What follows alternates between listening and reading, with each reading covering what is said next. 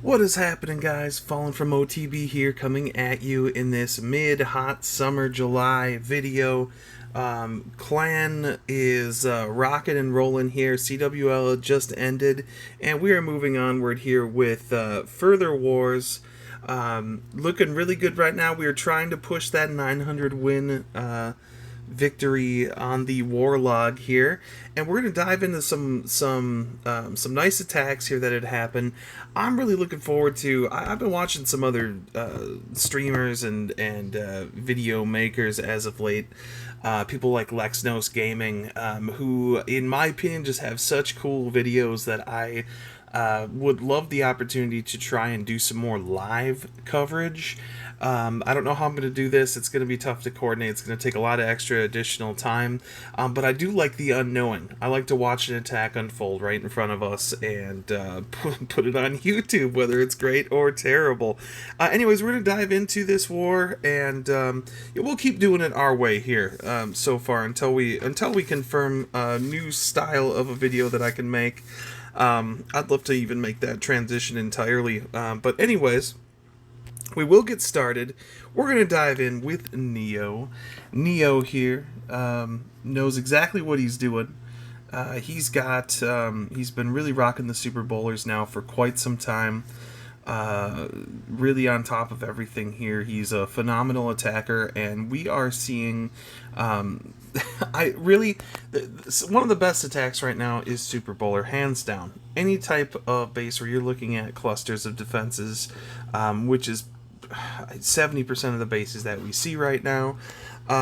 Very typical style here. Now, he does usually use the extra couple, healer or two. So he's going to invest more into the healing aspect and more the longevity of the attack by also only just using 3 Super Bowlers. Here we have started around the outside here, and that flinger is really busy up top right there, and he's going to start to push things into the middle here, as now we've picked out all those outside defenses. Things are looking pretty good. He's going to run the king in with a queen deployed as well. Now we're going to be able to take all those outside buildings down so we can push everything forward here. Very quick CC comes out. Things are happening really fast, so we do have to get that freeze down because that monolith is very scary. Again, when you are running 3 Super Bowlers, you have the risk of losing them early, and then your attack really fades out quickly, as opposed to running 4, even some people run 5 Super Bowlers. That is a little bit more, might have some more longevity, and if the troops split, it's okay. Here, what saved him was, first of all, half the troops went up the core, and the other half kind of pushed around the outside here. Did lose that 1 bowler stayed alive right there, so we have 2 bowlers pushing the bottom. We got the RC moving in. Amazing timing here right now. That Super Bowler is still just knocking away. We've only got a couple healers left, but the Queen is still healthy in the middle. She's going to be able to pick up anything and take that jump after she kills 800,000 balloons. And then everything else around the outside allows that the RC to get those picks. Any individual picks are going to be really easy here for the RC. Now we have gotten down that extra Tesla right there, killing more skeletons. We've got the CC troops that have pushed across the top, and this base is dead. These really close defensive style bases, I think, are really going to get hammered with these bowlers. Ring bases as well can be a little tough sometimes, but when funneled correctly, things are going well. And let's keep in mind, we still have a rage and a freeze in the pocket right here. There was no need to even proceed further. He just rocked him. And what's better than 1 Neo attack? Well, let's jump up to 8 and watch Neo's next attack. Still same troops, same everything going into this one here. He ran the 2 jumps still as well. Everyone still has the same type of assignment, except the difference here is he's able to run the flinger to be able to pick up the town hall kill. So I wanted to show people how we can still get a snipe. This base, it was almost like this base was perfectly made for this style of attack. We are sacrificing our pet down there to make sure that the RC gets killed. Nonetheless, that RC does go down very quickly. We're going to clean up this corner, and then we're going to push everything here right into that 2 o'clock area. Wall breaker is out. Lots of time, it's a very slowly developing attack when you're trying to take out the town hall. So you just have to make sure and accommodate for that time that you're using. Warden does push up. Now here's kind of where he comes in. When he has those extra healers, he's able to dedicate those other 2 healers to kind of the main force, or kind of get them split up a little bit more, which is, in my opinion, a lot more helpful to as you see they move forward right there, to lock onto those other troops that were pushing forward, where the other healers didn't lock in and get in until just right now when they're starting to heal those other core troops. I find that issue happens a lot. So he's going to use that ability. Things are going to be cooking, and let those bowlers work. And now they got out of the range of the town hall. Town hall goes down. Let's see. Those super bowlers have been locked down there, but under that super strong healer wave and rage right there, those bowlers aren't going anywhere. So really, really good job pushing everything around accordingly, clean up troops around the outside. RC's going to get in there, and now we're going to tackle this issue of the eagle is going to go down easily. And take a look at this. We froze, and then we got the 2 bad boys in there to make sure that they take out that queen, because right now RC is the main plan. So things like that can save an attack. That move was genius by Neo. And it's just, it just requires paying attention. Now that RC is going to make sure and handle everything just single-handedly. We're going to take out everything. Might go down depending on the situation there. No, the Diggy still stays alive long enough to get those stuns. And this is once again just exploded this base. Another very, very good reason to be able to use super bowlers. So we will push on. We got a few more attacks here. So number 14, Throthgar. So something new here. So I have 2 kind of similar attacks to show in a row. Throthgar's attack here actually, it ended up working really well, but things like, this is a crazy style. So I'm glad to see the OTB folks doing this style of an attack. However, it can be a little bit multitasky, and you'll see what I mean. So we have deployed all of those healers right here with a lot of backup balloons that are just going to be able to get in there, get some work done, help protect with the blimp. Now we've got the blimp bomb, and here we have this issue where a little bit of an awkward split occurs, and we have troops going both directions. We're going to now deploy all those other regular troops. Going to wall break in to make sure we have access to the core if we can get that far. Push some other troops around the outside, including King, E-Titans. Very smart idea to get those around. Queen does have just enough heals on her, though I believe we're going to use Queen ability here to try and get everything cleaned up as quickly as we can. We don't want to risk any pain there. Those archers have taken out everything, so now everything's able to repath around. The only downside is we have a warden that inevitably is going to die. Warden is not able to get the job done there. However, things up here have happened to work really well. We're finally going to get that eagle down.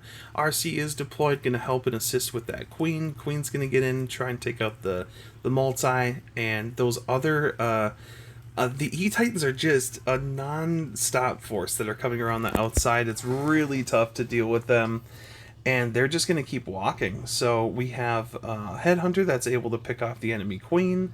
Everything is going well right now. We're able to break into that compartment. Queen is now just slow boating her way around, and look at this. I mean, those E-Titans go so effortlessly sometimes. They're so useful when they can walk around. They have that space to be able to walk around. They're just absolutely brilliant. They're killing everything along the way. This is the style of attack that we're seeing. I mean, it takes some heavy HP troops. If you're not using heavy HP troops on these attacks, you better have a really good Queen Walk or a really good Blimp Bomb or something that's really going to pay out, because the bases are just so strong. They protect so well against more thin troops. Things like La Lune, Hogs, you need such a plan for because they're just so thin and skinny. and they're going to get their asses kicked very quickly. So, on to the current war here right now. We do have a commanding lead even when they start attacking. Let's go in with Ant. Ant's going to go after this. So, here is a box style base. I really wanted to show this one because Ant is also using a 3 Super Bowler setup. And what I like about this is everything starts very typically. What you end up happening is once you eventually are pathing your troops through the middle right there, clearly they have plenty of rain to move and do their thing. We've got our flinger over here that's gonna clean out this general vicinity in the corner. Hopefully try and push troops down through this side.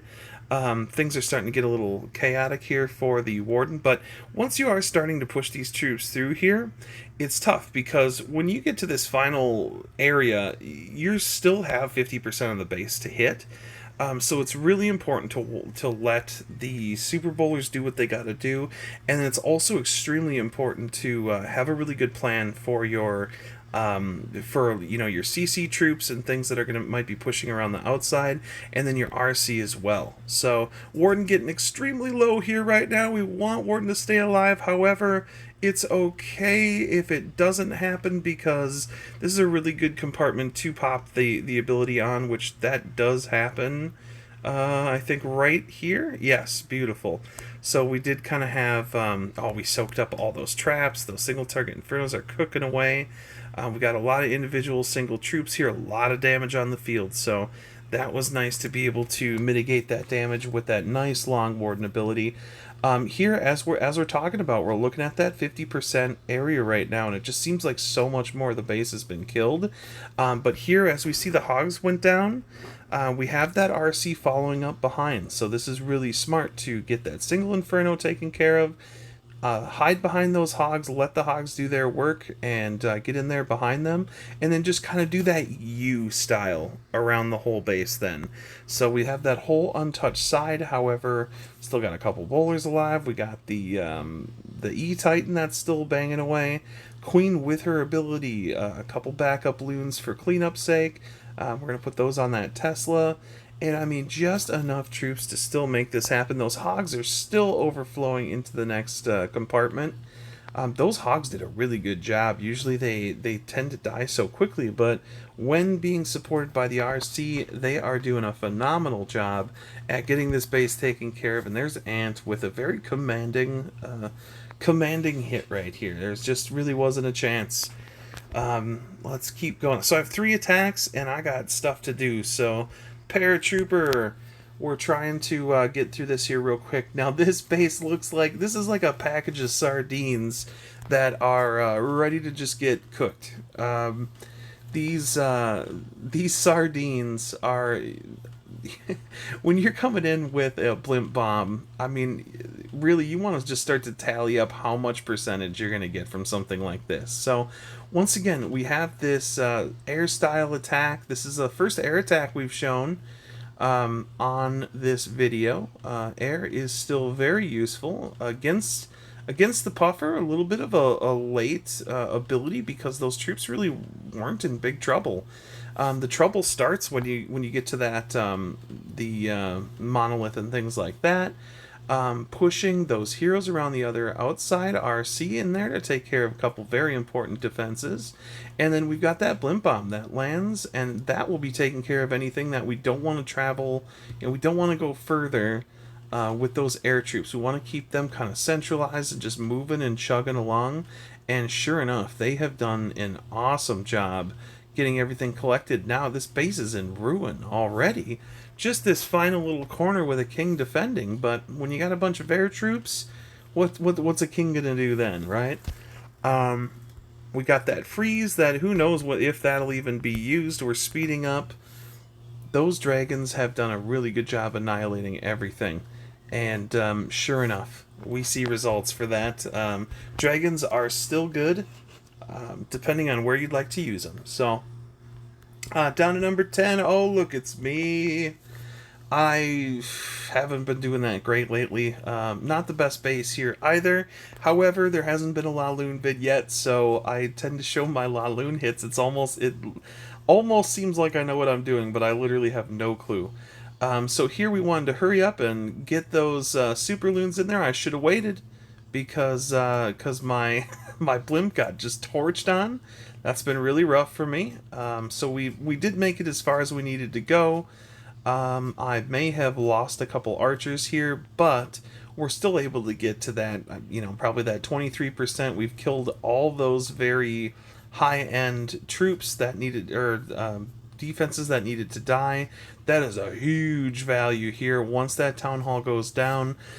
So we kind of had a plan where I just waited too long. I should have put those minions down much sooner. I did want both heroes to push into this direction over here. However, I was prepared to start the La Lune from this corner either way. Queen walks up and ends up going over here to die, and then there we go. We're going to take out that RC that needed to happen. So that was the plan for that side. I was hoping to get those middle defenses cleaned up a little better then. Instead, the loons will have to kind of go around the outside. I knew that I just had to start this attack, so we want to bunch up those balloons here now. We want to be able to at least let the Firebird do its job here a little bit going into the attack to help clean up. And then we've got a nice little cluster of loons. Baby Drag to help clean up behind them, and then yeah, we're just clustering loons along here right now. So we're actually using the Firebird to there we go. Ability goes in because we are in danger of a lot of splash damage right there, including that scatter that really can claim some souls right there. But we have now pushed up. We deploy the ice golem just a tiny bit early. If I was better. That it would have looked so cool. Everything would have gotten there on the same time. I forgot that it was going to lock on to that single target inferno so quickly. I was kind of panicking, not going to lie. It would have been really cool if it was perfect timing for when the RC got there, but it kind of was still. Anyways, the RC had no issues whatsoever. So it's just about, really the whole strategy here is just feeding in those balloons as you can.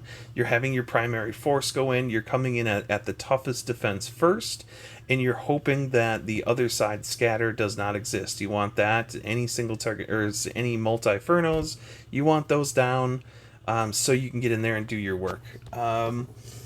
14. Last attack on the day. DP. There was a reason why I showed this. Why was that? Oh! Spamming still exists. It's still alive. It still can be useful. Here we have pushed a nice little combination here. I think this was in a Sir Moose vid here, if I'm not mistaken.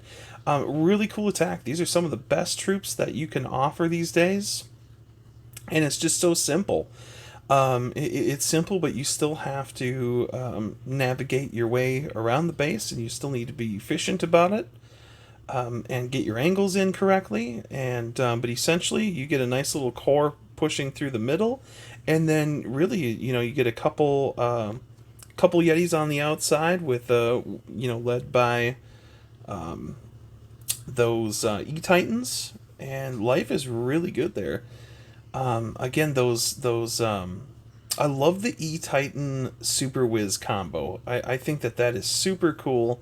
That's one of my favorite things to do because it's like they're both providing that splash damage, that area of effect damage that you enjoy so much. And even the Yetis are able to do things like pick off defenses on the other side of the wall and do a little bit of the reaching work that wizards and everything else can't quite do on the attack. So sure enough, we got a queen with an ability and a swooping force coming around the outside right there that is just not going to fall anytime soon.